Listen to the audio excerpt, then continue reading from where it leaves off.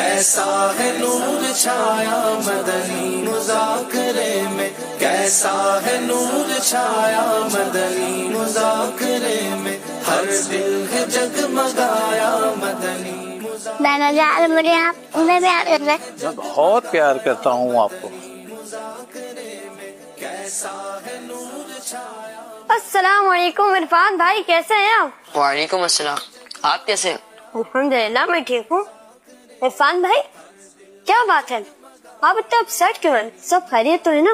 ارے عزیر بھائی پریشانی کوئی بات نہیں، بس میں اپنے دادا جان کو یاد کر رہا تھا اور ان کے ساتھ گزرے لمحات کے بارے میں سوچ رہا تھا۔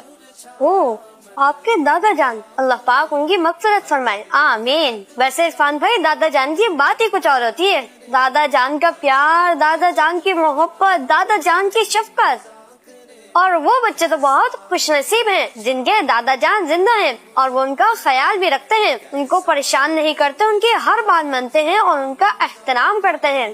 جی صحیح کہہ رہے ہیں آپ، واقعی وہ بہت خوش نصیب ہیں۔ آپ کو پتہ ہے میرے دادا جان تو میرا بہت خیال رکھتے تھے، مجھے ابو کی ڈانٹ سے بچاتے تھے، مجھے روزانہ کہانی سناتے تھے، اچھی اچھی باتیں بتاتے تھے، لیکن آج مجھے ان کی بہت یاد آ رہی ہے۔ عرفان بھائی حوصلہ رکھیں، اب تو وہ اس دنیا میں نہیں ہے۔ جی وہ تو اب نہیں ہے، لیکن آج مجھے ان کی بہت یاد آ رہی ہے، تو آپ کچھ بتائیں نا میں اب کیا کروں۔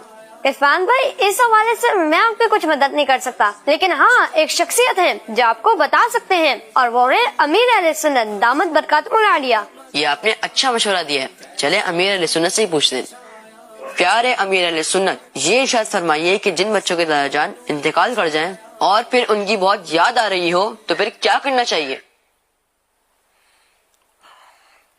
ماشاء اللہ، اگر دادا جان شفقت کرتے ہوں گے، نانا جان شفقت کرتے ہوں گے تو واقعی یاد آئیں گے۔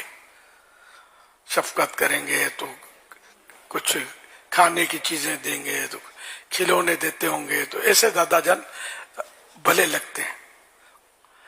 تو اب یاد آ رہی ہیں تو ان کو ایصال ثواب کیا جائے، اور اگر وہ نیک صالح انسان تھے تو ان کے نقش قدم پر چلا جائے، ان کی اگر اچھی اچھی باتیں وہ کرتے تھے جو دنیا اور آخرت کے لیے بہتر تھیں تو ان پر عمل کیا جائے، اور ان کو ایصال ثواب میں خوب یاد رکھا جائے، مغفرت کے لیے دعا کی جائے ان کی۔ صلو علی الحبیب صلی اللہ علی محمد۔